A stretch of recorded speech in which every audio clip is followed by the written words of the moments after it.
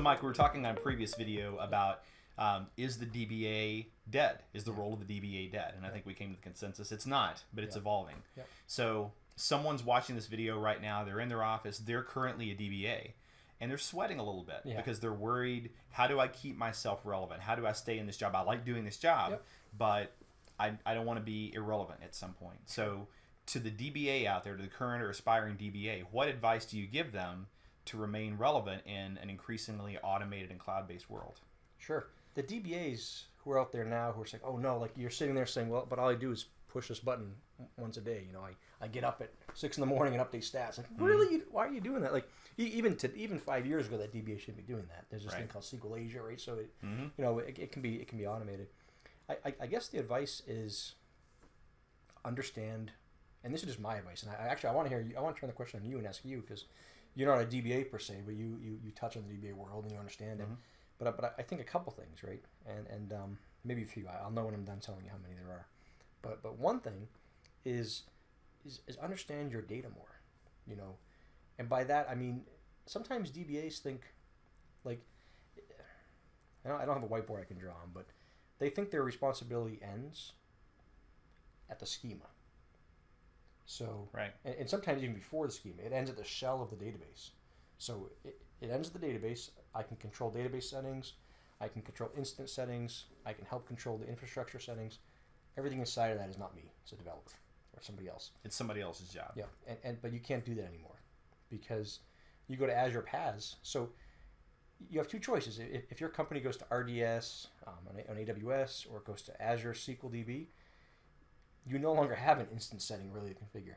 You have a couple database settings, and that's it. And they don't need you for that. The developers, they can do a pretty good job of pressing a couple buttons or running a PowerShell script. In fact, some developers can write a better PowerShell script than most DBAs. So in fact, there's one thing to learn. A quick little throw up is learn PowerShell, learn scripting, learn automation. A lot of times DBAs, we automate through SQL Agent and we do some automation, but we haven't really adopted PowerShell like we should have. We haven't really adopted scripting languages like we should have. In the new world, those are important. You know, so understand that. Learn about the cloud. You know, if you have MSDN, I think everybody in MSDN gets what, $150 a month in credit, so $150 or $200 of credit. Build some stuff out there. Build some Azure SQL DBs. Build an Azure DW. Oh, that might be too expensive to do with you. I don't know, but build stuff and explore it. Understand how it works. You know, you don't have to worry so much about how many spindles per RAID group anymore. But that's been like that now for 5 years. Remember SAN, I don't know if you've dealt with this much, but SAN admins and DBAs used to always fight. And the fight was always, I want to have 6 spindles. I want my own spindles. In this RAID group. Yeah. And I don't want big spindles. I want these 6 72 gigabyte spindles in this one RAID group. And I want to have a medallion of 2 RAID groups combined and all this. And you know, you would fight with the EMC or Hitachi or Toshiba, SAN administrator, and you get into that. SAN admins now, they're still an important role, but most storage networks that most companies buy, now there's exceptions, but most of them you don't get to pick the RAID level. You get a storage device with disks on board, sometimes spinning, sometimes SSD, sometimes flash, sometimes a little bit of both or all, and you buy it based on the performance you need. And you configure it as, here's a big pool of storage, carve it out how you want. Now, there's still optimizations. There's a lot of things that you can still learn about how it goes into virtualization. There's lots of things to still do, but you're no longer configuring RAID groups and telling you how many spindles you get in a RAID group. But SAN admins are still there, and I'll say they still have an attitude. But I mean, that's kind of an old school DBA. So learn new technologies. Learn about the cloud offerings out there. Don't be afraid of the new features coming out. Learn them and embrace them. Blog about them. Use them. Make yourself a hero in your environment by using them. But learn where those automations don't exist and figure out how to work around them. But you still have to worry about security. I mean, while we record this video, there's big news this week, right? So we're gonna date ourselves in the video by saying this, but Equifax. I mean, Equifax, the biggest credit union, or one of 3 big credit unions in the country that has everybody's credit report, just got breached with 150 million people. That maybe more. We don't know. Half the Americans. Yeah, half of all Americans from all ages. So probably 70% of people with credit histories, 80% of people with credit histories because that our population includes children and people who somehow escape the credit bureau. But like, you still have to secure data. The cloud is not going to secure your data. It's not going to build policies, and you now have to work more. And I'm sitting next to you, so I don't mean this in a bad way, but you have to work more with the developers and ETL people, and you have to understand how we can work together and build systems. I think those are the, so learn scripting. Don't be afraid of automation, but embrace it and figure out how you can add to it. Focus on security and data security. Help the ETL people make and the BI people and the developers make data quality better. Learn about the data inside your databases a little bit and understand how people work on it, and think more of the data than the database. I mean, does that make sense? Mm-hmm. I agree. I think you nailed all the points really well. The one that I would just reinforce, I wouldn't add anymore, but the one that I would reinforce is knowing your data. Yeah. I wrote a newsletter post just in the last couple of weeks about this. Sure. And the question that I posed was, can you be an effective data professional if you don't know your data? No, you can't. You can do some things. You don't need to know the data to do backups. You don't need to know the data to do. I'm sorry, I didn't mean to cut you off, but you do, right? So, because what if you have 3 databases and they work together and you don't understand that? So this data gets backed up here, this one gets backed up on this frequency, and this one gets backed up on this frequency, but you didn't understand it because the developers never talked to you about it, and now when you do a restore, your system still broke. So you need to know what to even do backups, I think. Well, for the point that I was going to make is some fundamentals. Yep. There are some things that you can do with and just be completely ignorant of the press data. Buttons. Yep.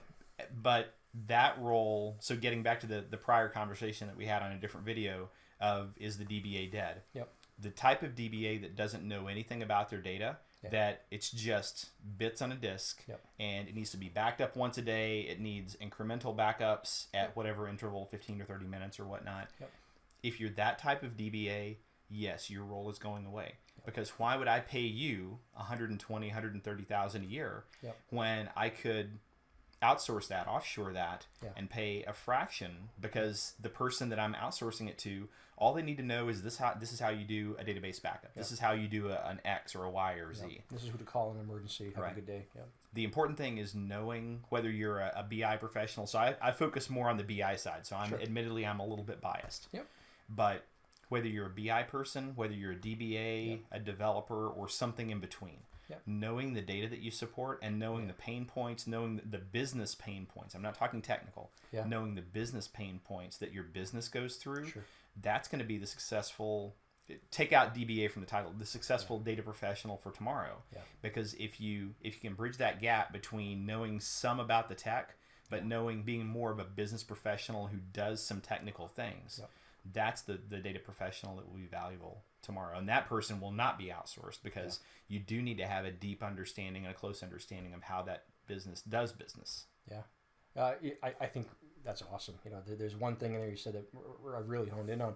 Could almost do a whole video just about that, but it's really a good data person. I haven't even thought about it this way, but a good database person, whether it's a DBA or ETL developer, if you think back in the companies you've worked at and the consulting gigs you've been on, the most successful people I bumped into, and again, I'm biased because I'm a data person, but I think that if you're in the data role, the data is sort of the glue that holds a company together, and a really good data person can sniff out company problems and company communication problems and be that great bridge between the technologists, the developers, and the business. Some of the best CIOs and directors I've worked with were data people, because they get the business, because you have to get the business, and I think that's so important. Is be that. Don't just let the data be the glue, but you be the glue of the company too. You sort of you're the person like in the middle of like I picture like a really busy city street someplace with like 16 lanes coming in. You're like in Paris, and you're the traffic cop. You're the one who's trying to understand all the pieces and make things smooth, make things go smooth. And that role will never be gone. I mean, we can have AI doing 95% of what I do on a daily basis for paying clients, but AI will. I shouldn't say never, because I'm sure Buck would, he'd say no. He wouldn't say never, but for the most part, AI is not going to do that traffic routing, that human touch and that talking to people. As long as humans are working in companies, there's going to be database professionals.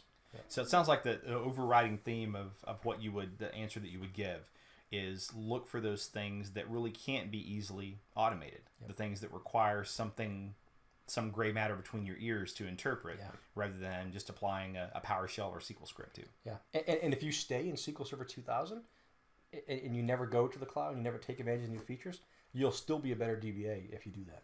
Absolutely. Yeah. So, good thoughts. thanks for the question. Appreciate your thoughts on that.